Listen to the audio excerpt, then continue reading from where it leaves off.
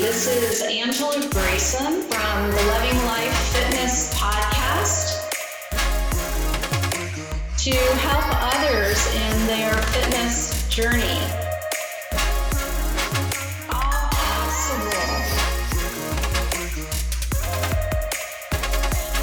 It's time to wake up. Here we go.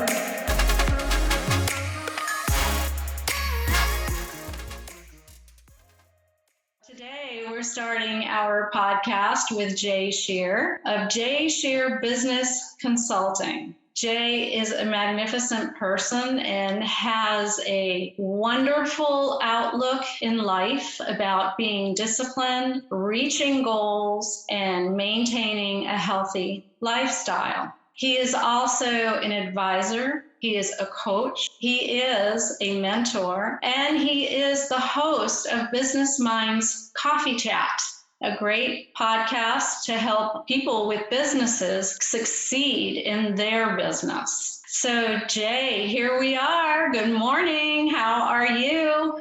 Hi, Angela. First of all, thank you so much for welcoming me. Thank you for that beautiful introduction. I am super excited to be here with you to share the space that you're creating here to be able to give back to your audience. And the fact that you thought enough of me to reach out to be a guest on your podcast and to be the first guest on your podcast is incredibly meaningful, and I appreciate it. And I'm so looking forward to the conversation. Anytime I get time to be able to spend with you and with your energy and thinking about all the great things that you do, it brings a smile to my face. It raises my energy level, and I'm filled with gratitude. So thank you for the opportunity. Oh, that is so awesome, Jay. Yes, you are so welcome. Okay, so let's go ahead and get started here, Jay. I'd like you to talk a little bit about yourself and where did your fitness journey begin? Did you just wake up one morning and say, okay, I'm going to start going to the gym every day because I know that it's going to get me where I want to be in life? Where did it all start? How did you stick to it? What were your goals? Please share. Sure. So short answer is no. It didn't start off with having discipline and making a decision that this was something that was good for my overall well-being and my health and my outlook on life. I will share with you that, as I wind the clock back, when I was, I want to say around 15, let's say 14 to 16 or 14 to 17, I was working out in those days. I found myself at a local gym. I grew up in Richmond, Virginia, central part of the state, and I found a gym there. And I'd always, even as a child, I was a very small kid, incredibly thin. I had no muscularity to me whatsoever. And I didn't have a tremendous amount of self-esteem either. And it was very difficult to go into this gym. It was a chain that's no longer in business. Actually, I take that back. They manufacture equipment today, but they no longer own gyms. So I walk into this big gym and I just was in awe. I was overwhelmed by what I saw. It was 2 levels, lots of people there. There were some pretty big bodybuilders working out there at the time, and I needed some help. I was just looking for a way to find myself, looking for a way to connect with people, to build my own self-confidence and my own self-worth. And I just wasn't finding that thing to attach myself to. So continuing with that storyline, so I'm working with someone who was helping me train, and this person and I became friendly, and he really helped me out immensely. He showed me not only how to use the machines, but understanding the biology and the physiology around what was happening, what I was doing, why it makes sense for my body. He started to introduce me to different ways of eating, protein, the importance of protein, the importance of balancing diet, things along those lines. And this was really my first introduction to any of that. So I began my weightlifting and workout journey then. And I'll just be quite candid with you. At that juncture, where it was trying to discover a bit more about myself, kind of build some self-confidence, ego became a bit of a factor too, because as I started to develop myself a little bit, I realized that the more work I put into it and the more disciplined I am with doing that work, working out, consuming the protein, changing my diet. Even at a young age, I started to see some changes in my body, very, very slight changes, but I felt better. I felt better about myself. I would walk by a mirror and I would say, wow, you didn't look like that 3 months ago, right? So you start to feel a little bit better. But then I realized that the reason that I was doing it was more for an outward appearance than it was for what it was doing for me internally, right? I'm at a impressionable age. Mm-hmm. Yeah, I'm at a young age. I'm looking at girls and I'm trying to figure this whole thing out. And so there was that component to it as well. So that was really my first introduction. I actually got away from it after a few years. And it just, other areas of life began to take over. There were other things that became more important in my life. And so I stayed in touch with that person who was coaching me and helping me for a while. And then, like most things, the further we get away from something, the less attachment we have to it. So that's where the journey began. And then I circled back to it. So, life goes on, right? We fast forward some. And I remember I landed my first corporate position, and I'm still in Virginia at this point. And it was my first introduction to a corporate life. I'm traveling all over the country. I'm meeting with clients. I'm going to trade shows. And I thought I had this whole thing of life figured out. But the piece that I didn't have figured out was my balance of health and wellness, along with working hard, putting in lots of hours, doing a lot of traveling, taking customers out, entertaining on a regular basis. I wasn't knowledgeable enough yet to understand that, yes, you can do all those things. Yes, you can put in lots of hours. Yes, you can grind it out. But you also need sleep. You also need to take care of your body. You need to take care of your mind. And so I began to learn more about that. I began to reconnect with some of the knowledge that I had had earlier in my life. And I still wasn't 100% ready or devoted to it yet, but the seeds were there. And I continued to progress in my career, continued to take on more and more responsibility, more traveling, more managerial responsibilities, more stress, and lots of other things that were happening in life. And what ultimately happened, Angela, is I just basically crashed. I got to a point where I had put on, probably 35, 40 pounds. I was borderline diabetes. And I wasn't quite there, but I knew that if I didn't change something in my lifestyle, that I was going to have some significant issues that were going to require intervention that I just didn't want to deal with. And so, I'm listening to the doctors. They said, you have got to make a change here. I was drinking a tremendous amount of coffee periodically during the day, not sleeping at night. My heart rate was through the roof, and I just could not seem to calm myself down. So it was time to do something radically different. This is a number of years back now. So the very first thing that I did was I decided that first, I'm going to start exercising again. And this time, though, I had an image in my mind of the type of person who I knew that I could become, the type of person who changes their lifestyle, who changes the way that they eat, who does go into the gym on a regular basis. I could see this first and foremost, and I knew that I could become that person. And then I began to work on the discipline aspect. What was it going to take? What specific goals did I have for myself? And I began to measure those goals. I began to change the way that not only I saw myself, but I changed the way that I treated myself. I changed the way that I spoke to myself, the language that I used. Yes. And all of those things combined, along with changing my daily habits, my behaviors, the standards that I set for myself, all of that began to create a shift.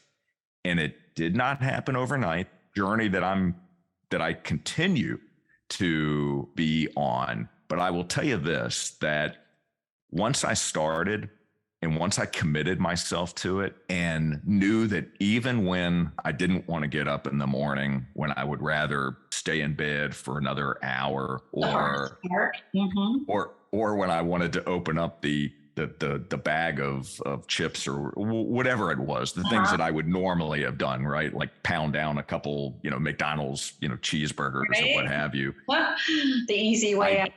The easy way, right? Mm-hmm. When those thoughts entered my mind, I took a pause and I went back to that vision that I had for myself, that person that I wanted to be, the person who I knew I could become, because I wanted to be better. I wanted to improve my overall health. I wanted to improve the way that I felt about life, about myself, about the journey that I was on. And that shift in thinking and that vision that I had for myself became the foundation for everything. And it became the foundation that I look to today to keep me inspired to continue to move forward. That is great, Jay. What a story. Yes. And having that inspiration in the beginning also, when you were 17 years old at the gym, somebody who led you and showed you the way, that was a big help too. And you remembered that and you came back to that. You remembered how it made you feel. I just want to throw one other quick thing in. Okay. So the trainer back then that I was working with, his name is Milton. I can see Milton today. Milton and I haven't seen each other, spoken with one another, connected with one another since that time when I was 16, 17 years old. But Milton, if you're watching and you're listening to this episode right now, all I can say is thank you. You helped me see a better path at such an important time of my life, and I appreciate it. Yeah, I hope Milton is watching. Okay, so the next question, Jay, I would like to ask you is about your morning. I would like for you to share with our audience your morning schedule, your morning ritual, the ritual that gets you started for the day, sets you up for success.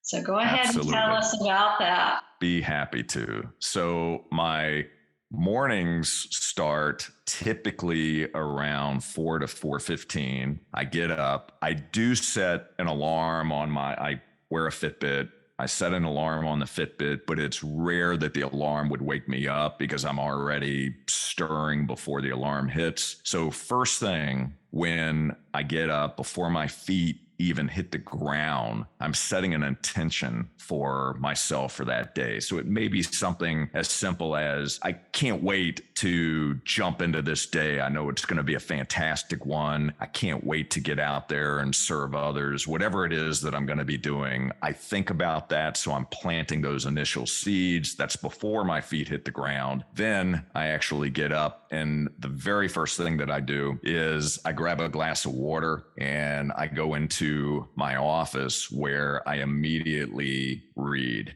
I typically read from something that is inspiring, something that's motivational, something that's going to set my mind right as I'm starting this day. So I do not and have not turned on my computer. I haven't looked at my phone, really no electronics at this point, with the exception of that alarm that was on my Fitbit. And usually when it comes to reading, when it comes to inspirational or motivational books, there is one particular book that I read from every single day. I read a passage from it, and it's called The Daily Stoic by Ryan Holiday. And I happen to be a fan of Stoicism, and it helps to ground me. And I am probably on my either my fourth or fifth reading of that book. It's a book where you read a page a day, and then I flip to the beginning of the book after I get through the full year and I read it again. And the reason that I keep reading it over and over again is because every time I read that passage again, the following year, I'm a different person than I was the first time that I read it. It has different meaning for me. Yeah. So that's usually what I'm reading from. Then after I do my reading, I write in a journal. So I have different journals that I keep with me at all times. And I start with what I'm grateful for. I know it seems cliche, and I know that it's very popular these days to talk about gratitude, but I'll share this with you. It has been a life changer for me. There was a time when I never thought about the things that I was grateful for. I didn't focus on those things. I just took more things for granted than anything else. Mm-hmm. And now I look at life very differently because it's incredibly precious and every single moment matters. So typically in my gratitude journal, the very first thing that I may write is something like, I'm grateful that I woke up this morning, right? And then I might list 3, 4, 5 things, sometimes maybe more, of those things that I truly am grateful for. Maybe it was something that happened yesterday. Maybe it was a conversation that you, Angela, and I had, right? The opportunity to be here with you today. I'm grateful for that. And I mean it. I mean, those are the things that that come from my heart and from my soul. So I do that. Then, meanwhile, I am drinking water. So I consume usually 16 to 24 ounces of water first thing in the morning. The next thing that I do is I am out the door to the gym. No coffee, Jay? No coffee. Wow. So yeah, no coffee at this point. And I'll get to that because when I do drink coffee, it is decaf coffee, but I will talk about some of the other supplements that I use. So I do go to the gym. I keep things as simple as possible. So I remove as much friction as I can from my life. So I always have my gym clothes ready to go. I have them sitting on the edge of my dresser, so I don't have to think about it. It's pitch black dark when I get up in the morning. I just grab those clothes and I'm out the door. So I get to the gym. My workout range anywhere from 60 minutes to 90 minutes. And this is what works for me. It's not necessarily something that's going to work for everyone else, but I mix things up. So I pay very close attention to what my body is telling me. And so I'll do cardio work. I'll do some weightlifting. And there are days that I go much heavier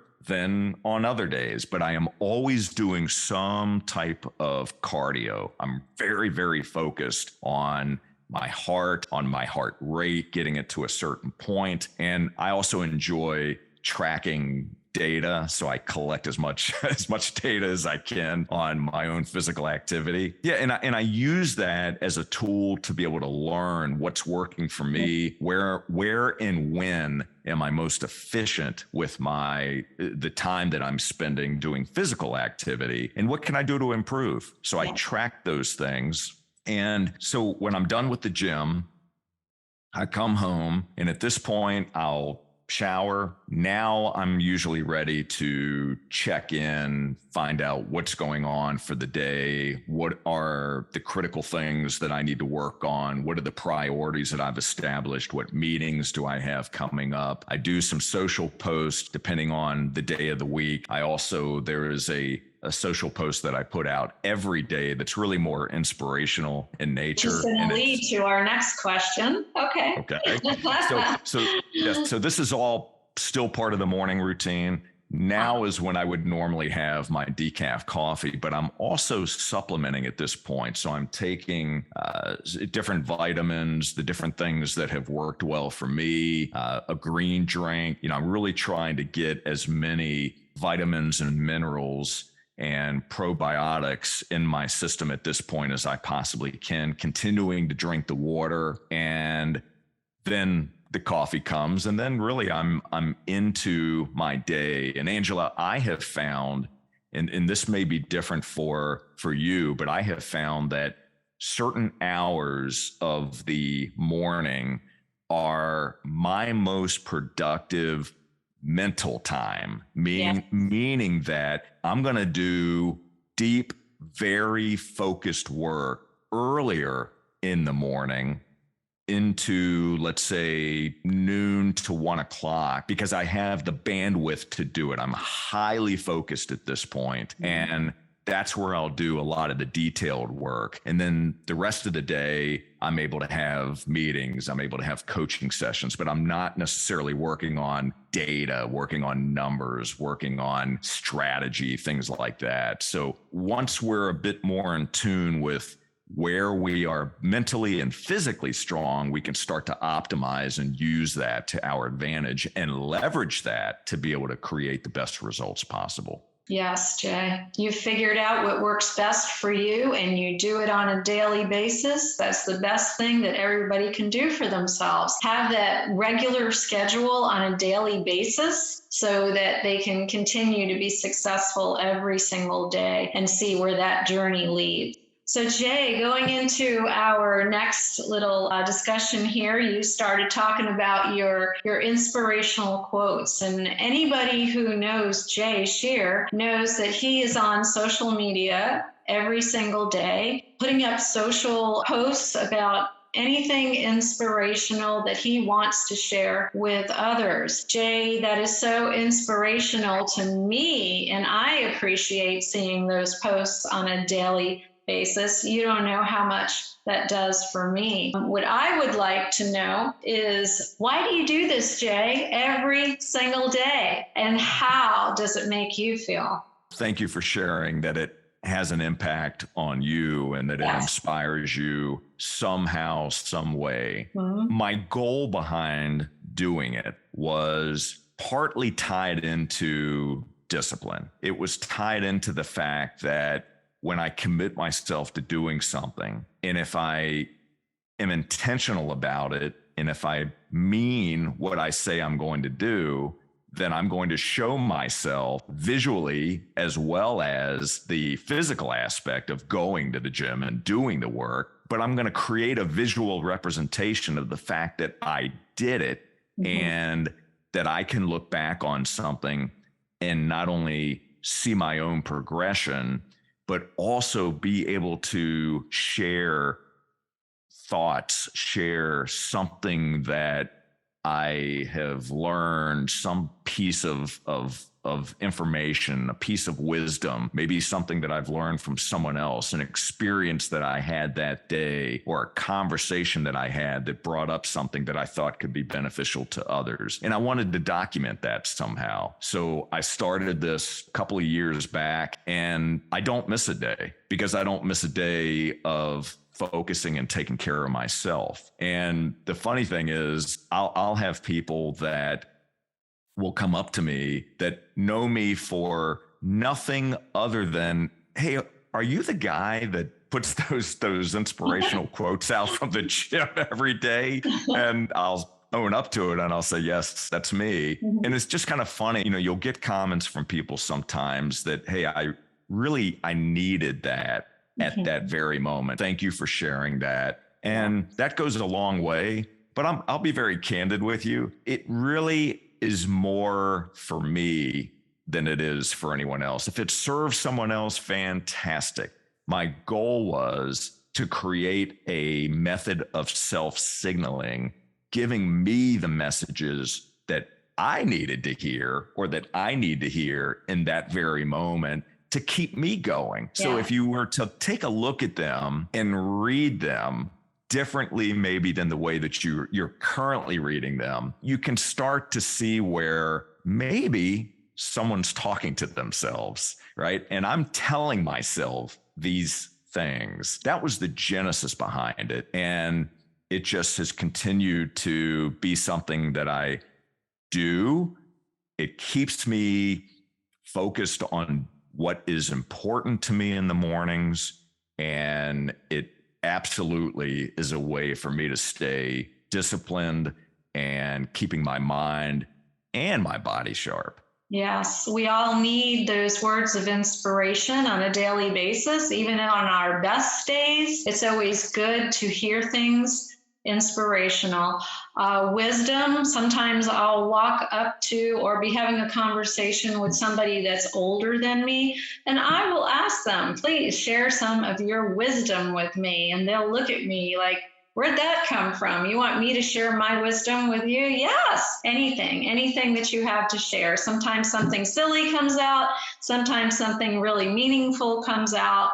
But yes, we can all help to inspire each other. And you never know what that's going to do for another person's day. I remember there was one day where I actually saw you at the gym, and we don't see each other at the gym that often, but when we do, I always enjoy having the conversation with you, finding out how you're doing, finding out what's going on in your world, hearing about some of the either challenges that you're working through or the things that you are just super excited about, just talking about life, right? I remember I walked away from one of those conversations and I immediately created the post for that day, and it was tied to the conversation that we had. So you never know where the inspiration is going to come from. And if there is one thing that I've learned as I have been on this journey myself, it's that we can learn from everyone. Everyone has a story to share. It doesn't matter who that person is, doesn't matter what their position is in life. They have something to share as long as you're willing to listen. So when we can learn to ask good questions, then we just stop and listen. Ask the questions and listen. And there's pure gold out there. Well, I'm glad I was an inspiration to one of your posts one day. Absolutely. Okay, so let's talk about nutritional intake. What we put into our bodies is so important to, it matters how we feel. It affects our days, every day, day in and day out. It affects our health. It affects our stamina. So tell me, Jay, do you pay as much careful attention to your nutritional intake as you do to your physical exercise on a daily basis? I do. Yes, I do. I spent so many years, Angela, not paying attention, and it had its impact on me, and it affected everything from cognition to my ability to show up the way that I wanted to show up, my sleep patterns, my ability to perform at a high level consistently hour after hour. I mean, it has such a dramatic impact on so many areas, including obviously health markers. And so because I didn't pay attention to what I was putting into my body for so many years, I had to spend time unwinding all of those bad habits and bad behaviors that had established over the years that I really wasn't even conscious of. And I mean, I'm sure you've experienced this yourself. I mean, I know I have, and I know many others who do as well. There are certain triggers that happen in our lives. Simple things could be something as simple as, for me, maybe it was turning on the TV. The moment I turned on the TV, that triggered something in my mind that I need to go grab a bag of XYZ, you name it, right? It's like trigger happens, then we do the thing, whatever that happens to be, and it may sometimes be healthy, it may not be healthy. But once we have awareness and we start to pay attention to that, that's when life changes, because we can start to make the necessary changes that align with our goals, that align with the person who we want to be, the healthy person that we want to be. And it enables us to be able to make habit changes and behavioral changes. So once I became aware, that's when things started to change. Now, I also had a doctor, right, who was telling me that you absolutely must make a change, or this is going to be what your life looks like. And so, yes, I'm very intentional now about it. I have gone through cycles where, let's say 3 years ago, I was measuring everything that I consumed. I documented everything. I was looking at how much protein I was bringing into my body, carbs, calories, fats, you name it. I was looking at everything. And there were some benefits to doing that because I was able to track over a long enough timeline what was actually happening, and any changes that occurred in my body, I could relate them back to things that I was doing, things that I was consuming, the way that I was investing my time, things like that. But I got to a point, Angela, where I could feel the difference. I didn't necessarily need to track it in order to know what was happening because I had done enough of it and had enough knowledge at that point that if I ate this or consumed this on a daily basis, I felt a certain way. If I changed that up and started adding in something else that I didn't necessarily want in my body, it made me feel this way. So today I eat a very healthy diet. I do have a weakness for popcorn. So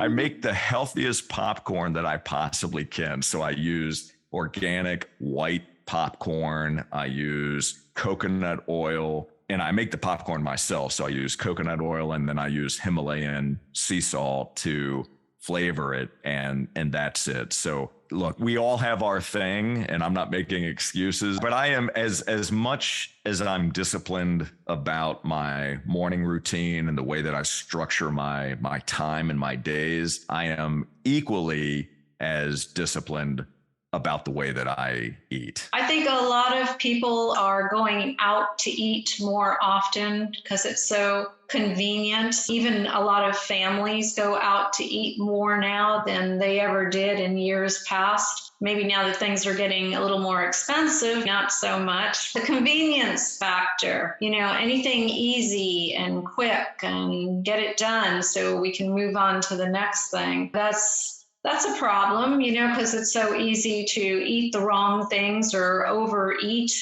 at the wrong places. And a lot of people are slowly gaining pounds and not even realizing it until it is a problem. So I'm glad to hear that you really do watch what you put into your body, because it really does make a difference in how we feel on a daily basis.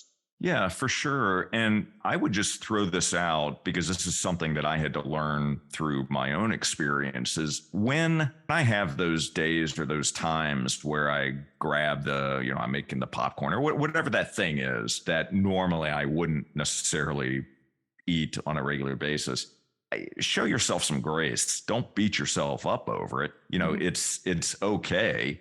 So I try to look at things over a longer timeline than just looking at one snapshot in time. Yeah. So if you are aware of it and you recognize it and you don't beat yourself up, just get back to it as soon as possible, because you hit on something that's important, and that's the small things that we do, they add up and they become big things. They compound.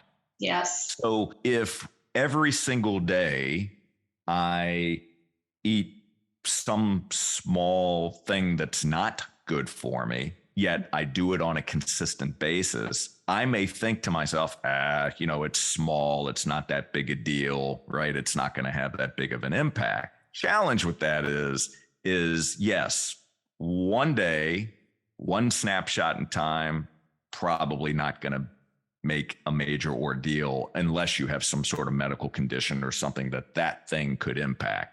Every day, it adds up. It stacks on top of itself. And then the next thing you know, you look back 6 months later and you're saying, how did that happen? Right? How did I get to this point? But then let's also flip that coin over and look at the other side.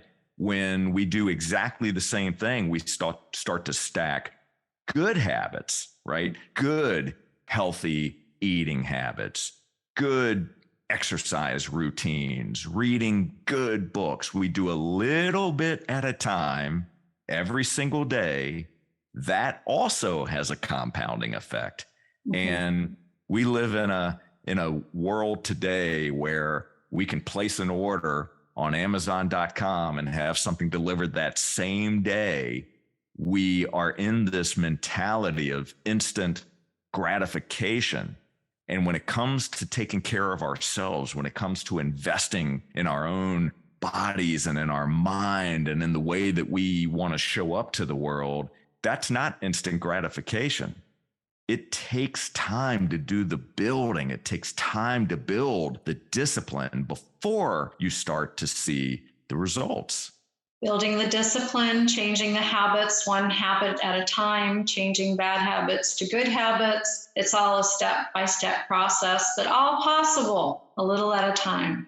So Jay, the next thing I want to talk about is something I know recently you started taking up some dancing lessons. I'm sure you're enjoying that. What I wanted to talk about was how exercise doesn't necessarily have to be not so much fun. Going to the gym, running, walking in the heat or at the gym, determination to get it done, to make sure we're healthy. We can also do fun things in life to stay in shape, to keep the body moving for good cognitive results. Also, dancing is one of those things that helps us as we get older to put one foot in front of the other and make it work with the brain till eventually you get it and it all comes together and it's easy and fun. Are you enjoying your dancing, Jay? Yes, Awesome. very much so. And you are so right. If we learn to move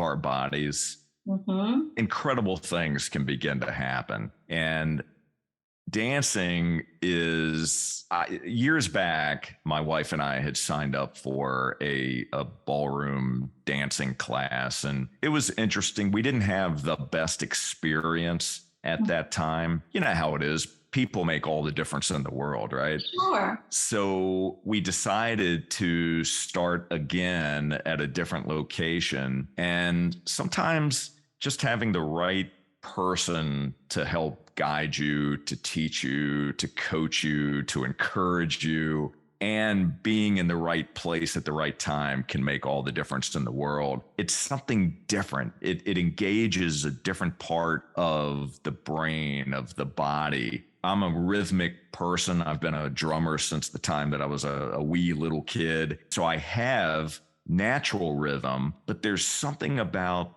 dancing that you really have to connect the physical side of it with the mental side when you're learning anything new, any new skill. Yeah. But here it's the way that you're moving your body certain ways and counting and turning, and it just connects on a very different level. And we started to do this as a way of connecting with one another, right? Looking for something fun to do together. Sure. And that's exactly what it unfolded to become. And not only did we learn a new skill, it's very physical. And I've got to tell you, I mean, even when I think for a moment that I'm in relatively decent shape, put yourself in a situation where you're doing something new and different that's physical. Oh my gosh, you know, I'm sweating bullets. I'm exhausted by the end of a 45-minute to an hour session. And I feel it, right? I feel it, but it's good for cognitive strengthening as well as showing yourself that you can do something different and something new. And then no matter what it is, if it's something you really want to do and you tie enough meaning to it, you can learn a new skill and you can do it. You can figure out a way to do it. And have fun doing it. Instead of sitting on that couch watching TV at night, get out and dance. Awesome. Absolutely. And I'm sure your wife loves you even more for doing it. That's great. At least she puts up with me more. Yeah. Okay, Jay. So we're coming up to the end here, but I'd like to know if you could share with our listeners today some wisdom about reaching their goals, about getting out and exercising more, about improving their fitness journey so that they can have their happiest life? Sure, I'd be happy to. The first thing that comes to my mind when I think about this journey and living your best life, make sure that whatever you do, that you are living your life, the expectations that you have for yourself, and that you're not living someone else's life, and that you're not being held back by someone else who has completely different expectations, who may be afraid of trying new things, who may not have achieved the things that they wanted to in their life, and therefore would prefer to keep you and other people at a certain level for fear that they may lose you as a result, because you may grow past a point where they are. Often we have to change the storyline that we tell ourselves. You have the ability to accomplish anything that you set your mind to. The word can't doesn't exist. Change that to, I may not be able to yet, but I can. Once you change the language to I can, then you can create a plan for yourself, set very clear, intentional goals. And just very briefly, when I mention goals, make sure that they are clear and specific. So create timelines around those goals, have success measurements in place so you know how you're progressing against your goals. And when it's all said and done, take action, because nothing happens until you actually do take action. And I can tell you this from experience, action overcomes all. We find that when we start something, if we are clear enough in our goal, there's a strong enough reason for doing that. Whatever that reason happens to be, your reason is going to be different from mine. But when you attach enough meaning to it, you take action and you do it on a consistent basis, momentum starts to build. And what's amazing about that, momentum becomes the fuel that will fire you up. It will keep you going. And you begin to realize, you begin to feel the differences that you're making by taking these actions. And when that happens, you become unstoppable. So know where you're going, figure out a plan to get there. Let no one and nothing stop you from getting there, and get after it. Very powerful, Jay. Very powerful words. Thank you. You're welcome. And I want to say thank you, Jay Scherr, for being on my podcast today, Living Life Fitness. And I know that you have brought much value and insight to our listeners today. I really hope that they take it to heart and try some of the practices that you have instilled in your life, and maybe even listen to this recording again and in the future, and listen again to all these little things that Jay has done in his life to help you live your best life. Well, thank you, Angela. I appreciate the opportunity again. And I want to acknowledge you for just a moment as well. I love the work that you're doing. You have impacted lives. I know you have changed lives. You are a heart-led leader. You're a fantastic coach,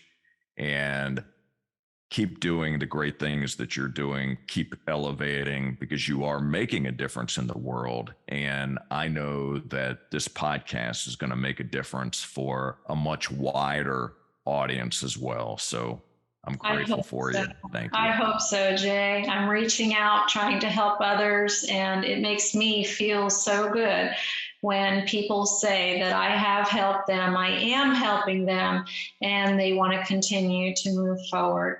Yes. So if anybody needs to have business consulting from Jay Scherr, please contact him. We have his information here, his website, and a way to get in touch with him. And if you need to reach out to me for some personal training questions, please do so. Thank you very much, and we'll be seeing you soon.